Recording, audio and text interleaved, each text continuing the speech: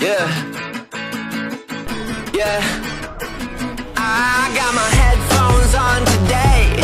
Now get your fake news out my face. Ain't got no bills I have to pay. That could be a missile headed straight my way. Yakışıklı mı? Çok iyisin. My life be like airbrush, even when the world is the worst. Too much, people complain too much. Hate me, but that's not my concern. I'm feeling so alive right now. Dur.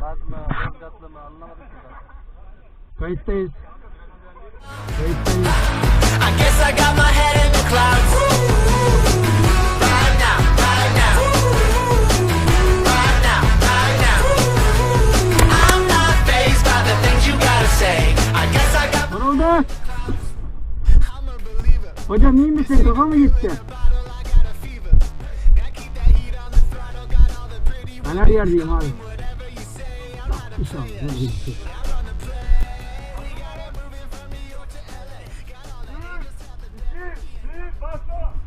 Probably not the same the way you whip at the waist. You gotta know that that's the time and the place. I'm feeling so alive right now. I feel like I can fly, like I can touch the sky right now. I guess I got my head in the clouds. Right now, right now. Right now, right now. I'm not fazed by the things you gotta say. I guess I got my head in the clouds.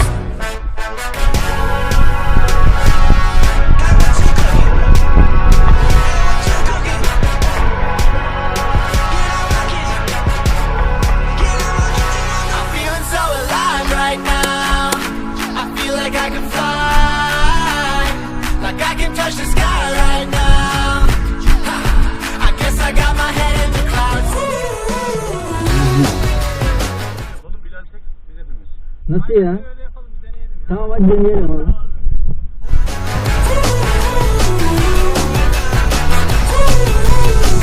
Right now, right now. Right now, right now. I'm not fazed by the things you gotta say. I guess I got my head.